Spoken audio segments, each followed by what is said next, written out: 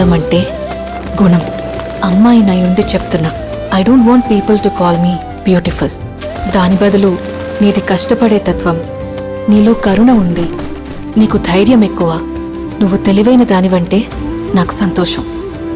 Address us by our qualities.